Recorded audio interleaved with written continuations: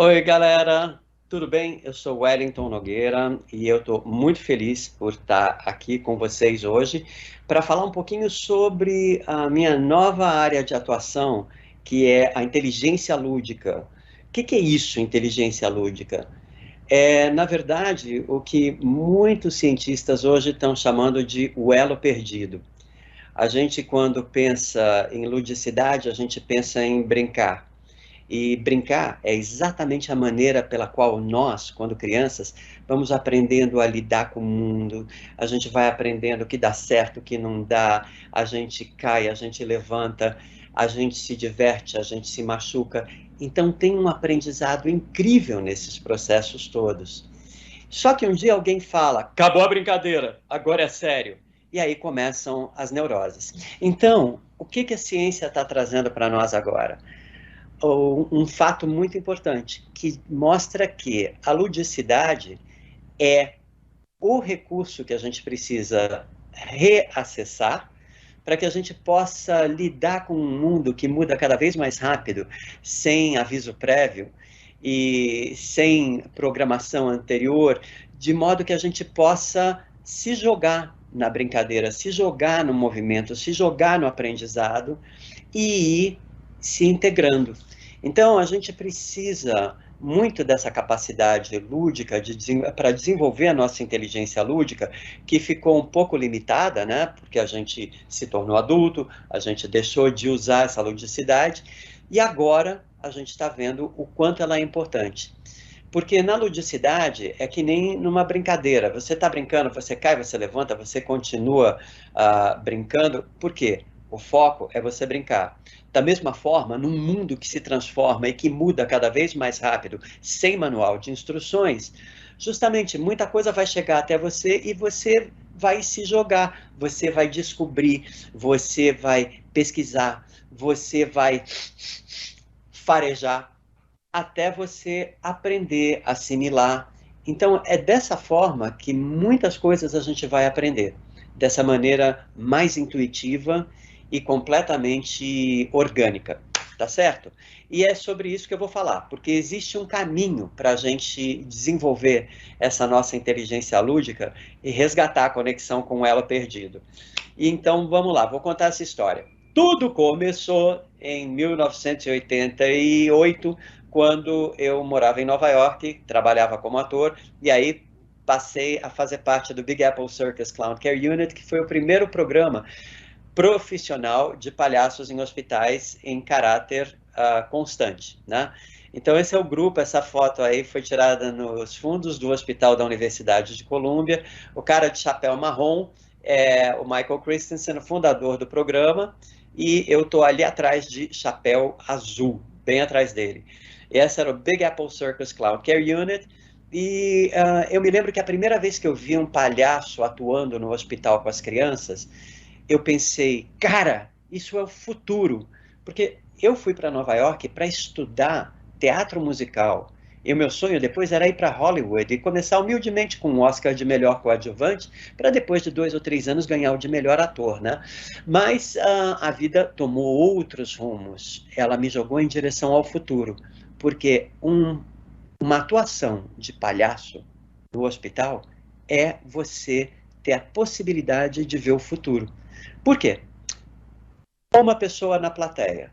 Na Broadway, em Hollywood, uma pessoa na plateia é um fracasso retumbante.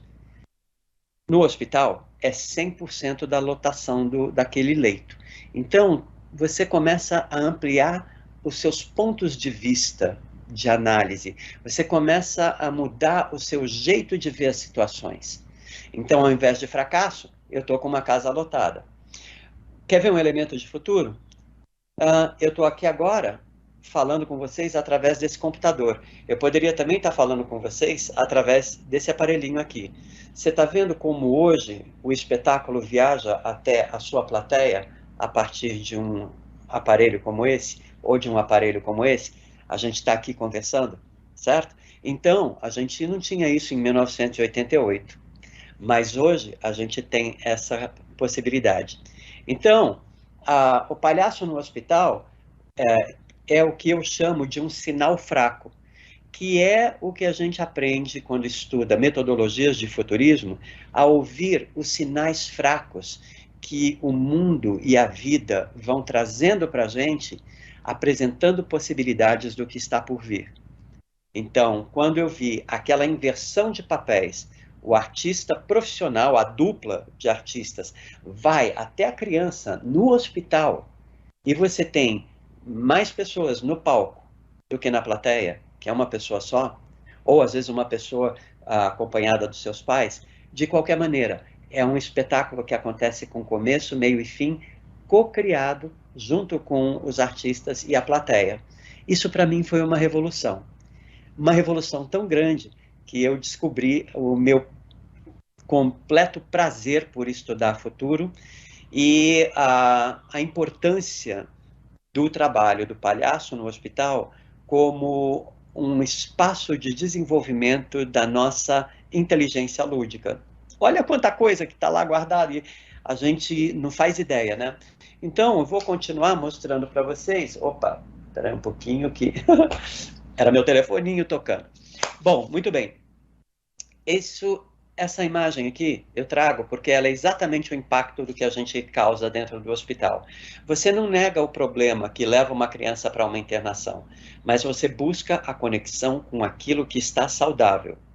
A capacidade de rir, de brincar e de se divertir. Isso é tão poderoso que contagia. Olha só a reação da criança, o impacto que ela tem na mãe, tá certo? E na própria besterologista. Então, esse trabalho do palhaço no hospital, olha só, gente, o hospital, ele nasce na Idade Média, nos campos de guerra, e ele nasce também dentro da Igreja Católica, né, que tinha esse objetivo de cuidar da caridade, dos pobres, daqueles que não tinham condição. E é nesses contextos que nasce o hospital. Então, qual é a influência? É uma instituição bastante hierárquica, né, pesada, e é uma instituição que ela serve para separar a pessoa daquilo que a está tornando doente e colocar essa pessoa isolada dentro de um quarto, sendo tratada. Então, essa é a origem do hospital. Sim, muita coisa hoje está mudando completamente, a gente já sabe disso. Mas em se falando da origem, é essa a origem do hospital. Então, imagina o que significa você colocar uma dupla de palhaços dentro do hospital 2 vezes por semana, 6 horas por dia. Eu te mostro nessa foto. Esses 2 besterologistas tinham a missão de levar essas crianças para um exame de sangue. Só que, a hora que este primeiro besterologista viu esta fita preta e amarela, todo mundo que vê essa fita preta e amarela pensa, não ultrapasse, não vá em frente, dê meia volta, porque isso aqui está interditado. Mas para o palhaço, assim como para a criança, nem tudo que você vê é o que você vê. Pode ser o que você quiser que seja. Então, é aí que a gente entra no modo faz de conta. E é o modo faz de conta que transforma essa realidade. Por quê? No que esse palhaço viu, esta fita preta e amarela, o código de interpretação dele foi linha de chegada, então eu vou acelerar. E olha só a reação de sofrimento que você vê naquelas crianças. É essa a qualidade disruptiva da dupla de palhaços no hospital. Disruptivo é uma palavra que hoje faz parte do nosso vocabulário, que quer dizer uma quebra num fluxo de uma atividade ou de uma ação, para deixar entrar um outro fluxo de atividade ou interação. Então, aquele clima do hospital organizado, controlado, de repente, ele sofre uma quebra para deixar entrar uma experiência de alegria que causa esse impacto nos pacientes. E, apesar da disrupção, os médicos e os profissionais de saúde reconhecem a importância dessa disrupção para que essas crianças possam viver essa experiência. Faz sentido? Então, por que muitas vezes é importante a disrupção? Para a gente deixar uma outra possibilidade potente e positiva entrar na jogada. e a gente entender não só com a cabeça, mas com o corpo todo. Então, por isso que hoje a gente fala tanto em experiências, né? Viver experiências para entender com o corpo todo. E é, de novo, mais um elemento de futuro aí nessa atividade do palhaço no hospital. Então, como eu disse para vocês, né, trabalhar com uma criança no hospital é justamente a reação inversa, porque se trabalha com plateias de um, né? Quem é que hoje trabalha com plateias de um? Os YouTubers, certo? Então, um YouTuber, ele tem milhares de pessoas ao mesmo tempo, mas cada pessoa está ligada a esse YouTuber do seu aparelho. Então, são milhares de pessoas individualmente, milhares de plateias de um. A gente não chega com nada pronto, a gente vem trabalhar, colocar o nosso talento e conhecimento a serviço do que a criança traz. Então, isso é uma cocriação. Não é, criança, eu me apresento e você me assiste. Não.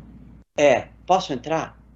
A partir da hora que a criança fala, pode, nós estamos co-criando um encontro com começo, meio e fim, tal qual uma cena teatral. E olha só, o caráter que teve esse trabalho do palhaço no hospital, que fez com que os profissionais de saúde falassem: esse trabalho humaniza o hospital. E ao falar isso, os profissionais de saúde se mobilizaram para conseguir transformar a humanização em algo concreto. E assim nasceu, em 1999, o Programa Nacional de Humanização, que hoje é conhecido como o HumanizaSUS. Então, olha só o que aconteceu. O caráter disruptivo desse trabalho extrapolou o hospital e foi para a esfera da política pública, feito completamente pelos profissionais de saúde. Não fomos nós, doutores da alegria, que fomos lutar para isso acontecer. A gente corroborou, mas não fomos lutar para isso acontecer, foram os próprios profissionais. Então, isso mostrou que o trabalho tinha não só uma força de adesão, mas ele tinha uma característica influenciadora, que é exatamente o que a gente chama hoje os YouTubers, influenciadores. E também influenciadores no sentido de influenciar o surgimento de mais de 1000 programas semelhantes pelo Brasil. E qual foi a atitude do Doutores da Alegria? Foi justamente reunir essas pessoas para passar um conhecimento mínimo para que todas elas que não fossem estabelecidas em caráter profissional pudessem fazer o trabalho com tranquilidade, serenidade, competência, de modo a não colocar em risco a saúde da criança ou as circunstâncias do hospital. Então, hoje, esses 1000 programas é uma rede de cooperação. E a cooperação, assim como outras tendências, não é, de se comunicar, como trabalhar em rede, por exemplo, acabou sendo considerado uma ação voltada para o futuro. Então é isso, ó. A característica da plateia de um, a cocriação, a humanização e a influência na criação de mais de 1000 programas semelhantes, tudo isso junto são os elementos que me possibilitaram receber do Instituto do Futuro, lá de Palo Alto, uma encomenda. Eles falaram: a gente quer saber qual é o futuro do trabalho com base no trabalho dos Doutores da Alegria. Que apontamentos você pode fazer? Então, eu fui para o básico, para o essencial, que foi fazer a pergunta: por que o homem trabalha? Né? E a outra pergunta que eu fiz foi: como é que eu transfiro essas experiências para os dias de hoje? Né? Então, eu vi que a coisa mais importante era a gente brincar com perguntas, para a gente poder entender que rumo a gente tomaria nessa história. Então, olha só. A primeira pergunta: por que o homem trabalha? Qual que vocês acham que é a resposta? Eu vou mostrar agora. Por que o homem trabalha? Para sobreviver. Gente, não tinha iFood naquela época. Não tinha. Então, você não pedia um delivery de almoço. Você ia caçar o almoço. E caçar o almoço era caçar um mamute. E o cara mais alto dessa imagem que vocês estão vendo aqui tem 1,60 m. Então, olha quantos deles você precisa para ir caçar um mamute. Mas uma vez caçado o mamute, a primeira pergunta daquele grupo era: tem mamute para todo mundo? Tem que ter mamute para todo mundo. Não tinha aquela história, não, eu peguei a melhor parte do mamute, então eu vou vender por um preço aqui razoável, mas você pagou mais, levou mais. Não. Tudo ali era sobre cooperação. Então aqui a gente tem uma primeira versão do que a gente poderia chamar de trabalho de equipe ou colaboração. Qual que vocês acham que faz mais sentido nesse contexto aqui? E quando a gente traz para o contexto de hoje, o que faz mais sentido? Um trabalho de equipe ou uma colaboração entre as pessoas? Não vou dar a resposta, vou deixar você pensar. Agora, o que eu acho mais fascinante quando a gente começa a estudar a origem do trabalho é que justamente a questão era sobre o trabalho era para sobreviver, né? E aí então era um desafio caçar aquele mamute. Mas olha só que coisa mais linda que os homens faziam. Eles faziam um relatório nas paredes das cavernas. E essas pinturas rupestres, elas celebravam as conquistas e os conhecimentos que eles tinham aprendido. E olha só, para quem diz que esses seres eram rudimentares, eles faziam isso para deixar para as futuras gerações, para que eles não precisassem passar pelas mesmas etapas, mas pudessem levar todo esse conhecimento para o próximo ponto. Olha só que coisa incrível que é isso aí, certo? E aí, então, é isso que a gente chama de evoluir. Faz sentido? Ótimo. Agora, corta para o dia de hoje, né? A gente está vivendo um momento muito único, muito especial, como humanidade, né? E um momento que o Zygmunt Bauman, que é um sociólogo que ganhou o prêmio Nobel e justamente pela pelo trabalho dele no sentido de nomear, organizar o que a gente está vivendo agora, que ele chama de sociedade líquida. Por quê? Um mundo que muda cada vez mais rápido, sem manual de instruções. Então, onde as coisas elas vão numa velocidade muito mais rápida, então é como se o tempo ficasse líquido. E o que que acontece? Qual é a qualidade do líquido, né? Quando o Bauman fala que a gente vive numa sociedade líquida porque tudo muda muito mais rápido, o que que ele está mostrando para a gente?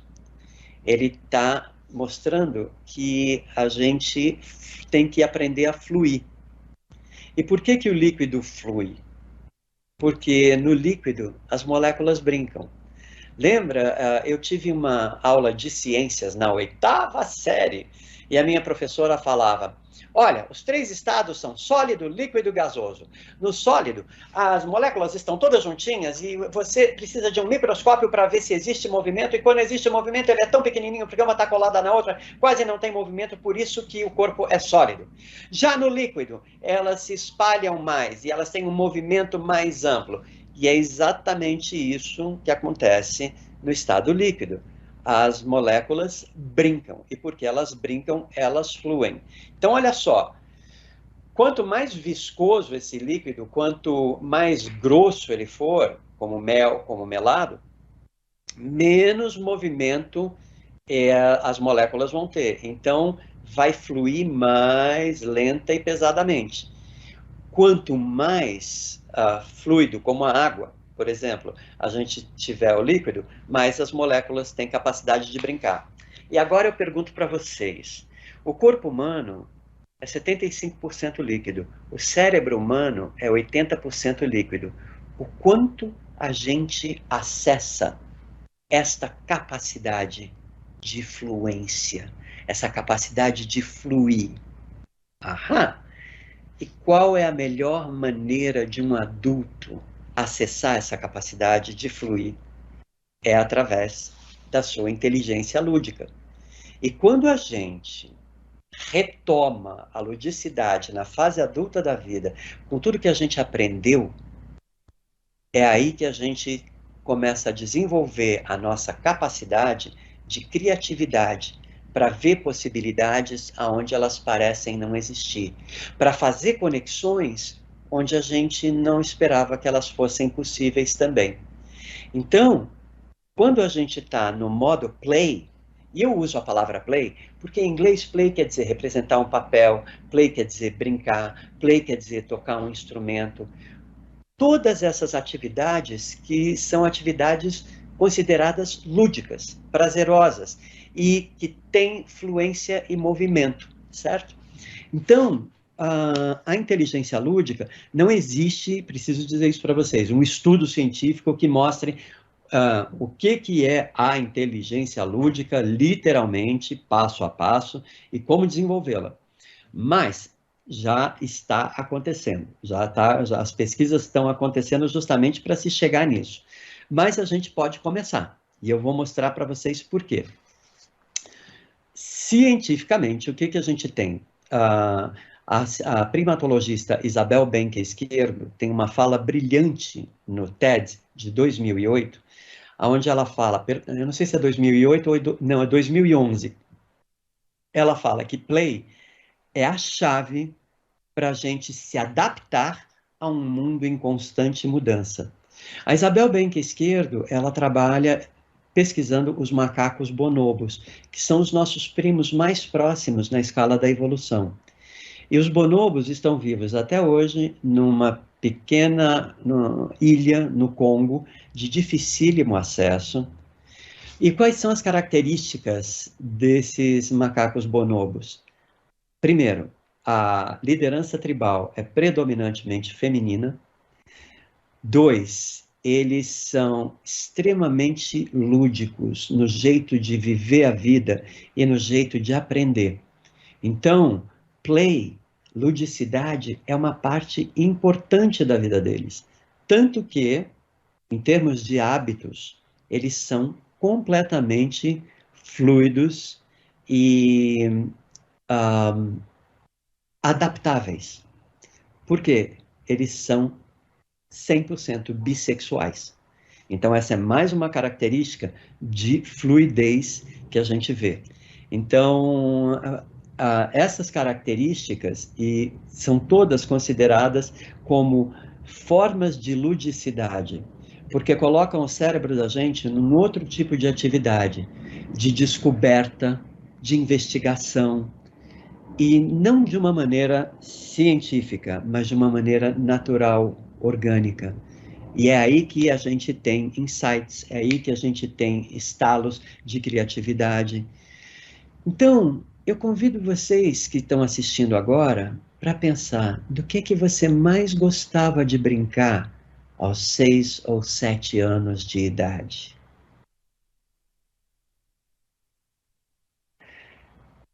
E eu gostaria de perguntar para você, ao pensar no que você mais gostava de brincar nessa idade, qual foi a reação que você teve? Foi uma sensação gostosa? Foi uma sensação que gerou um sorriso? Foi uma sensação aconchegante de lembrar bons momentos? Então, meus queridos e minhas queridas, isso é a prova de que esses momentos estão completamente vivos e potentes. E o momento de hoje pede que a gente se reconecte com esta capacidade. A outra questão é que o Dr. Stuart Brown, que é um grande neurologista, ele criou o Play Institute em Nova York. E ele fala que o oposto de play não é a seriedade. O oposto de play é a depressão. E o que a gente percebe em crianças que não têm condições de brincar? A gente vê medo, a gente vê insegurança, a gente vê estados de depressão, trauma, certo? Então, é muito importante a gente continuar as atividades lúdicas. Tá, mas então é para brincar de pular corda? Pode ser, se você tiver condição física como adulto de pular corda, vai nessa. Brincar de esconde-esconde é legal se você for brincar com seus sobrinhos, com seus netos, mas para nós, e a experiência vai ser muito gostosa. Mas quais são as brincadeiras que nós, como adultos, podemos fazer? Então, e quando a gente pensa em brincadeira, pensar em ludicidade. Então, aí você tem uma gama enorme de maneiras de usar a sua ludicidade. Desde o ir a uma feira e você entrar num jogo de barganhar, não, faz mais barato, isso aqui é quanto? Faz por tanto. Você já começa uma relação lúdica com aquele ambiente. A própria feira, né? Olha aí, freguês, não tem que isso aqui, ó, baixou o preço agora. É um movimento, a feira é um lugar onde tudo está mudando o tempo todo. É um super de um acontecimento. E a gente vai aprendendo a andar lá no meio. Então, é mais essa referência que eu trago para a gente na fase adulta da vida, da gente usar a nossa inteligência lúdica para encontrar possibilidades, saber que escolha eu vou fazer, vou por aqui agora, vou por ali. Isso é muito importante num mundo que vai trazer cada vez mais opções de escolha para nós.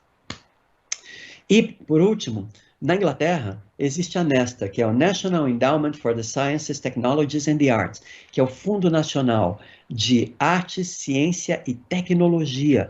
Arte, ciência e tecnologia. Olha só, é esse Fundo Nacional para unir arte, ciência e tecnologia. E enquanto se fala em tecnologia, vamos falar de tecnologia humana. É esse órgão público que anualmente faz um encontro sobre a importância da ludicidade. E o curador desse evento chama-se Pat Kane, e ele escreveu um livro belíssimo, não foi traduzido ainda, chamado The Play Ethic, que é onde ele fala como um adulto pode desfrutar e reconectar com a ludicidade na fase adulta da vida, tá? E eu queria trazer para vocês um exemplo concreto que acontece hoje no mundo, que nasce na antroposofia e se chama pedagogia de emergência. A pedagogia de emergência, ela exatamente trabalha a ludicidade com públicos que estão passando por situações altamente traumáticas. Eu queria apresentar para vocês, está aqui o Reinaldo Nascimento, que é um mestre na pedagogia de emergência. Hoje existe aqui no Brasil a Associação de Pedagogia de Emergência. Eu tenho a honra de fazer parte do conselho, porque ao estudar a ludicidade, a pedagogia de emergência para mim foi uma grande, não só inspiração, mas uma grande fonte de aprendizagem, inesgotável. Porque olha só o que eles fazem. Vocês estão vendo essa foto aqui dessa vila em Gaza? Vocês estão vendo aqueles escombros ali atrás? Justamente, essas pessoas que estão aqui em círculo são as pessoas que moravam naqueles escombros. Você imagina o que é você estar na escola e você voltar e o quarteirão onde você morava não existir mais. Seus pais não existirem mais. Como que você recebe um fato como esse na tua vida? De maneira traumatizante. Então, essas populações que passam por desastres naturais ou acontecimentos bélicos, acontecimentos que traumatizam populações, como um terremoto, como uma enxurrada que destrói, que leva as pessoas embora, que mata, e você não vê mais, você não pôde nem viver o luto. Enfim, tudo isso traumatiza. Violência urbana ou a violência pela violência, tudo isso nos traumatiza. E qual a melhor maneira da gente reverter esse quadro de traumatismo? É pela ludicidade. Então, a pedagogia de emergência treina lúdicos profissionais para irem trabalhar com as populações que estão traumatizadas. Pensem bem, hoje a gente está vivendo, agora em março vai fazer 2 anos que a gente está vivendo numa condição bastante intensa, né, que é da qual a gente está começando a sair, mas a gente teve que ficar se resguardando em casa, a gente teve que se proteger, aprender a lavar as mãos, usar o álcool gel e tudo mais, para a gente não se abrir para o vírus do Covid-19. Muitas pessoas perderam a vida, quer dizer, a gente viveu globalmente uma situação traumatizante. Então, só que com uma característica ainda mais perversa. Esse é um trauma que ele não acaba de uma hora para outra. Esse é um trauma que está sendo vivido, então ele está sendo esticado. E quando a gente menos espera, a gente se vê numa situação onde se começa a aparecer mais pessoas, a gente já fica preocupado, a gente põe a máscara, a gente toda hora passa o álcool. Então, é muito importante hoje para nos ajudar a resgatar o nosso ritmo de vida, o nosso ritmo normal, vamos dizer assim, ou adotar um novo ritmo, é muito importante a gente fazer uso da ludicidade. E eu vou falar de que maneiras, tá bom? Daqui a pouco. Mas, aliás, eu não vou falar, eu vou demonstrar. Quer ver? Simples assim, tá? Deixa eu me acomodar aqui para você poder me ver bem. E aí, olha, espero que vocês estejam conseguindo ver as minhas mãos. Você vê que elas estão em forma de punho, né? E aí, presta bem atenção no que a gente vai fazer, porque eu vou convidar vocês para fazer comigo, tá? Agora só olha e presta atenção.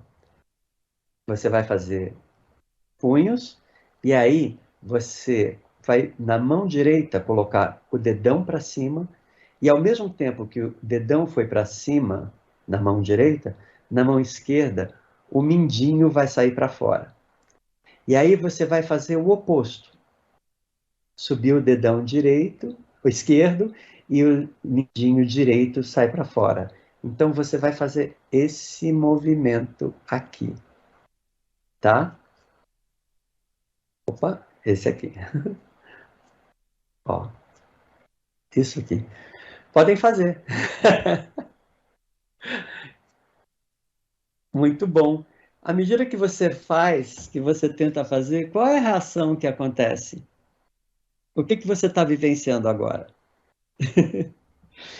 Se você está rindo e justamente e falando, "Oh, meu Deus, eu não consigo, isso aqui parece tão simples." Bem-vindo à contemporaneidade. Justamente, há quanto tempo a gente vem carregando o direito e o esquerdo, com toda essa complexidade aqui no meio. E quando foi que a gente teve uma aula onde o professor falou, vamos aprender a integrar movimentos no corpo todo, porque quando a gente integra esses movimentos, todos os movimentos, o corpo, as sinapses, tudo fica muito mais integrado e aí a gente flui melhor. Quando foi que a gente teve essa aula? Nunca, provavelmente.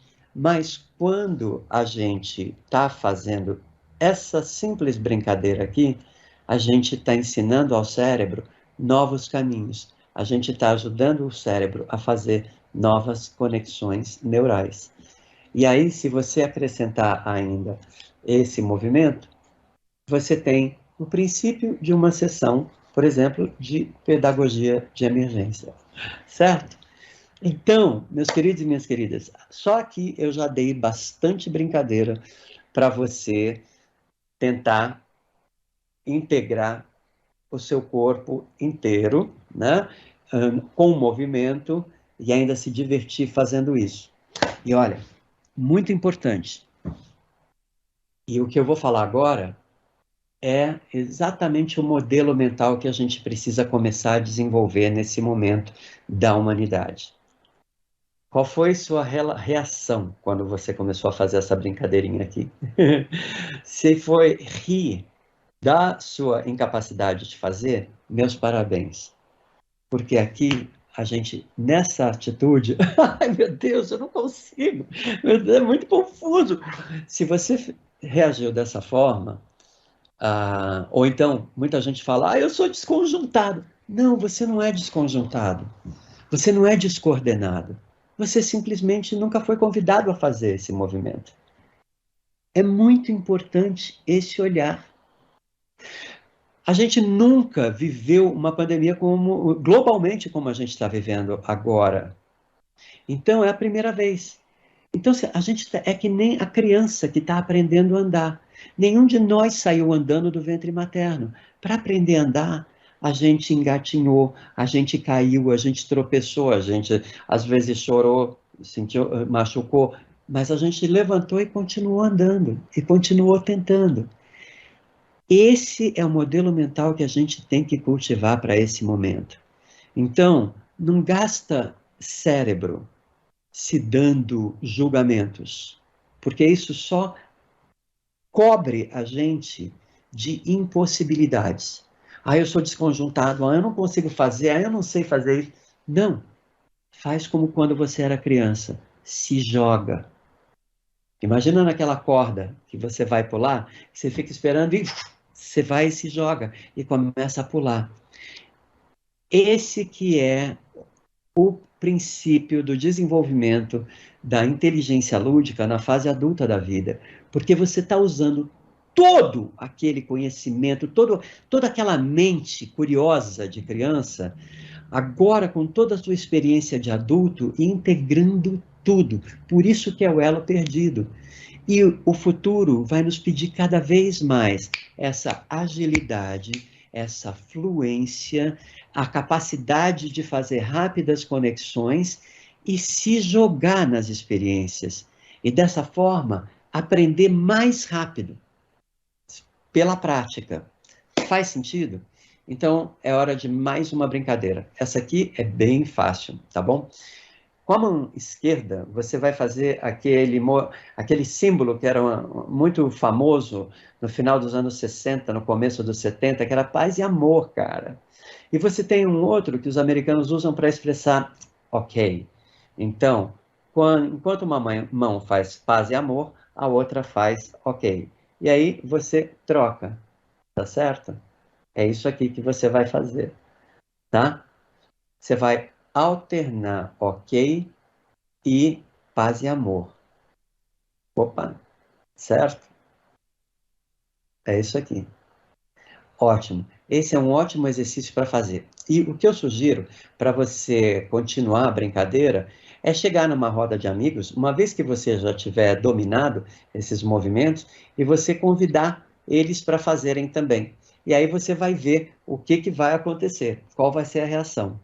Mas, numa brincadeirinha como essa, de novo, a gente está fazendo conexões neurais. A gente está ensinando novos caminhos para o cérebro.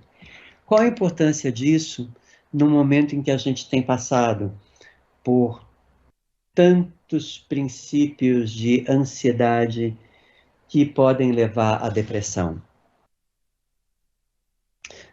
Eu não tenho a mínima ideia. Eu acho que a resposta para essa pergunta é muito ampla. Então você pode pensar nela. Eu já pensei e fiz a minha escolha. Inteligência lúdica. Vamos desenvolver cada vez mais. Você sabia que depois da Segunda Guerra foi tanta destruição, né, que quando a guerra finalmente acabou, a Europa tomou a decisão de recomeçar a construção pela reconstrução dos parquinhos, dos playgrounds. Para quê? Para que as crianças pudessem sair e brincar ao ar livre novamente, para superar os traumas e para verem esperança no futuro, ao invés de medo. E foi daí que nasceu a International Playground Association, a IPA, que é uma organização que até hoje trabalha a importância da ludicidade na vida do ser humano. Então, o que eu estou falando aqui, hoje, compartilhando com vocês, e dentro desse evento maravilhoso que a Abrale nos proporciona, eu estou falando sobre também manutenção da nossa saúde mental. para a gente passar por esse momento, é possível, sim, de uma maneira divertidamente desafiadora, de continuar fazendo exercícios com o nosso cérebro, de manter nossa sanidade e se divertir fazendo isso, e o mais legal, compartilhar, porque a melhor brincadeira é aquela que a gente compartilha. Falando em compartilhar, olha a próxima que eu vou mostrar para vocês, tá? O dedo indicador sobe na mão direita e ele vai apontar para a esquerda, e olha o que vai acontecer, vai aparecer o indicador esquerdo. Mas aí muda de lugar e vai aparecer 2. Aí muda de lugar e vai aparecer 3. Aí muda de lugar e vai aparecer 4. E aí muda de lugar e vai aparecer 5. Então, é isso aqui que a gente vai fazer. 1, 2, 3, 4, 5. Para 1, 2, 3, 4, 5. Para.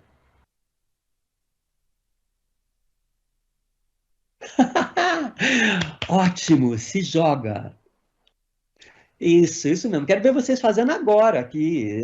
Não é para fazer quando chegar em casa. Vocês não vão estar assistindo isso aqui. Faz agora. Exatamente. E justamente porque quando você começar a fazer essas bobagenzinhas aqui, essas aparentes bobagenzinhas, você vai voltar para aquele momento de tô aprendendo. O que que é isso aqui que eu. Ah, é um degrau, então eu vou usar minhas mãos. Opa, eu vou fazer força com o meu tronco e agora vou trazer minha perna. Você está redescobrindo a sua capacidade de rir, se divertir e aprender, certo? Essa é a importância da gente brincar na crise, para a gente manter a nossa saúde mental. Como foi que tudo isso surgiu na minha vida? A partir do trabalho dos Doutores da Alegria. Mas quando eu comecei a pensar, como que eu levo para todo mundo uh, essa forma de ver a vida? Porque quando a gente trabalha como palhaço 6 horas por dia, dentro de um hospital, chega no final do dia de trabalho, né, a gente tira a maquiagem e vai para casa. Mas a cabeça continua palhaçando. Então eu vi que era um jeito de ver a vida e se relacionar com ela. E eu voltava a pé do hospital, eu voltava a pé interagindo com a cidade de Nova York. Depois, muitas vezes, quando eu estava perto do escritório dos doutores aqui no Brasil, interagindo. Se eu estava no Instituto da Criança, descia a Teodoro Sampaio. A gente volta num outro modo, porque a gente acorda uma série de sensibilidades, a gente aguça os nossos sentidos. Então, naturalmente, a gente está mais aceso, ligado e presentes. Essa é outra característica muito importante deste momento, a gente habitar o presente. Porque senão, a gente entrega o controle para o modo borrão. Sabe o que é modo borrão?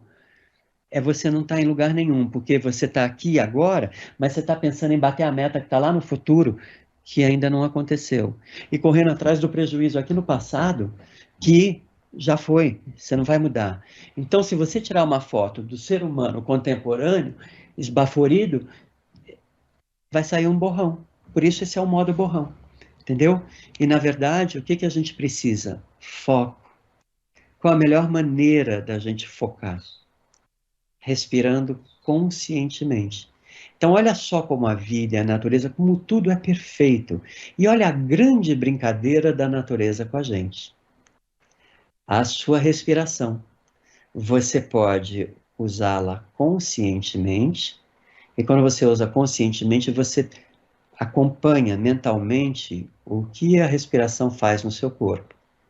Mas, se você não estiver prestando atenção, você vai continuar respirando. Então, o que que acontece quando a gente começa a explorar a respiração de maneira consciente? A gente abre um novo campo, o campo da meditação, o campo do foco, das artes marciais.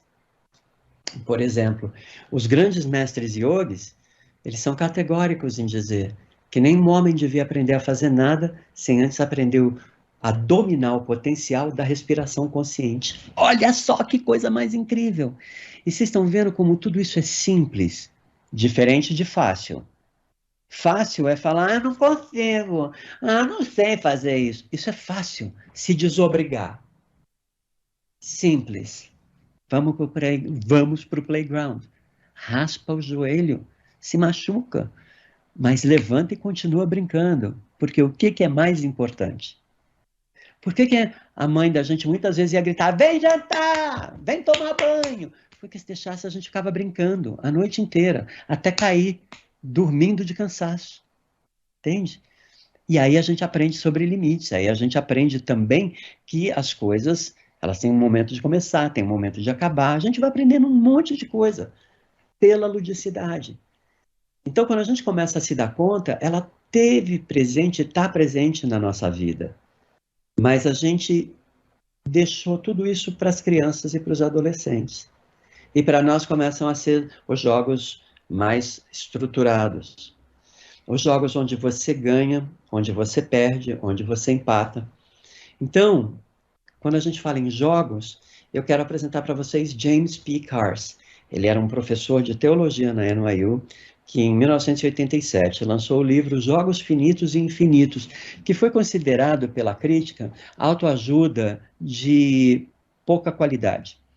Mas justamente não era autoajuda. É que em 1987 foi o boom dos livros de autoajuda. Mas esse é um livro de filosofia. James Carse, ele fala que na vida existem dois jogos. Os jogos finitos, que são os que a gente conhece, que tem tempo, regras e times.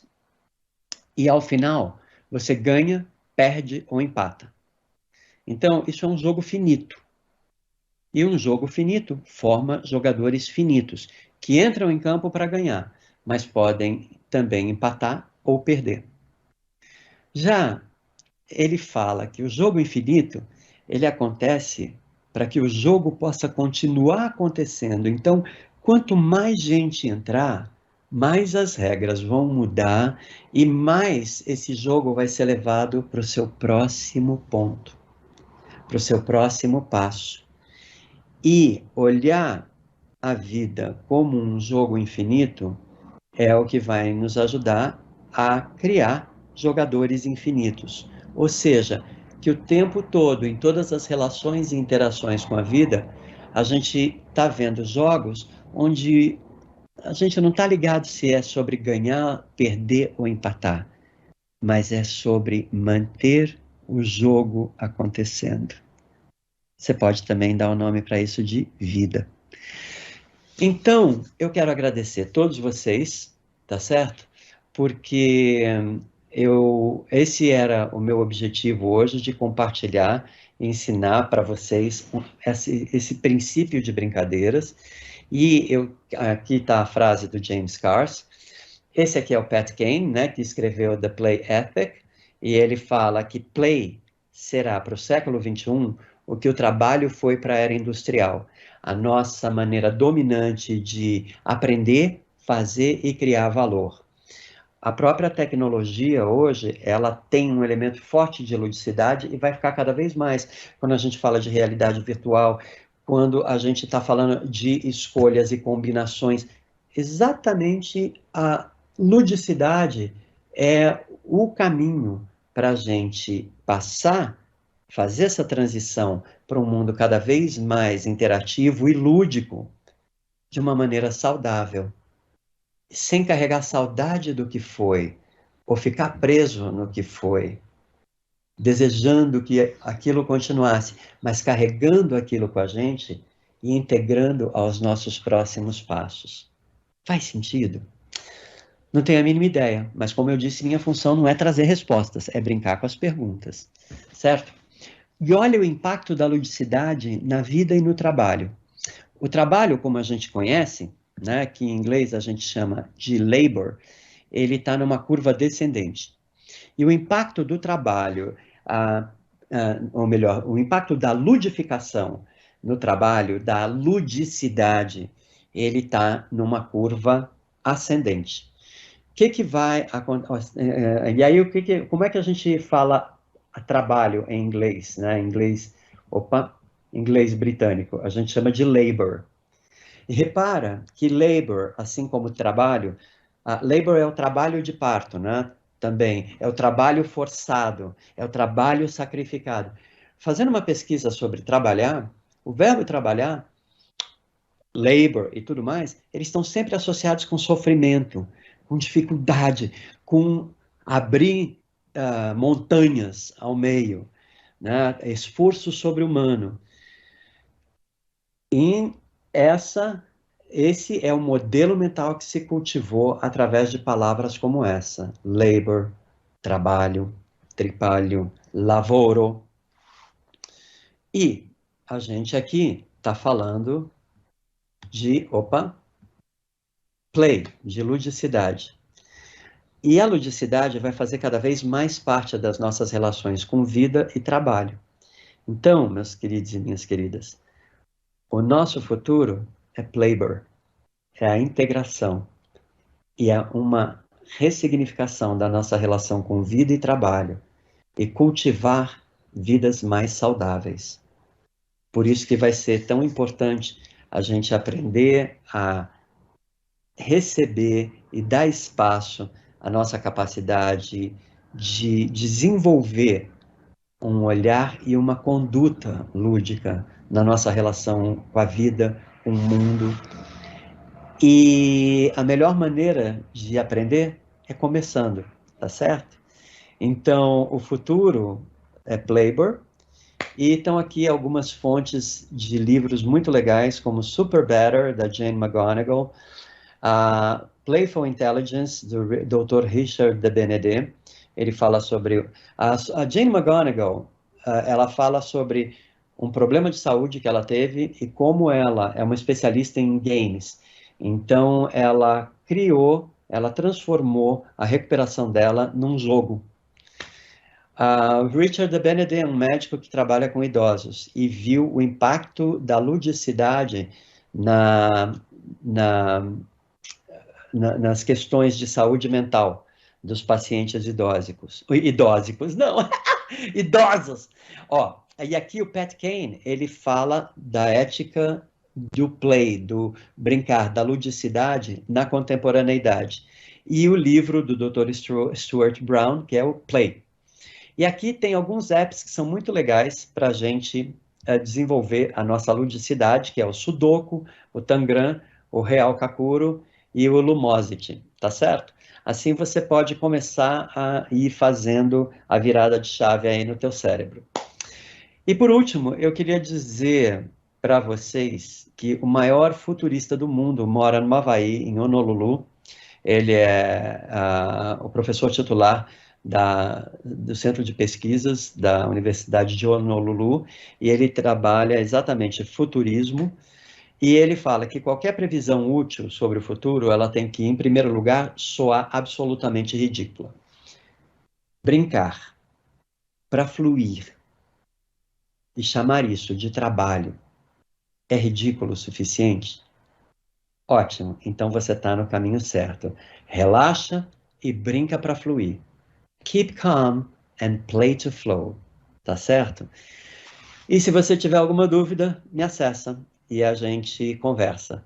Um super abraço, muito obrigado, Merula Stigl, Daisy IPEC e toda a galera aqui da Abrali por esse momento, por essa oportunidade. E a gente continua, mas eu desejo um futuro de muita alegria, muita brincadeira, muita saúde mental e muito entusiasmo, aquela palavra que vem do grego e que significa quando os deuses habitam o nosso ser. Porque tudo isso não tem contraindicação. Um beijo, muito obrigado. Tchau.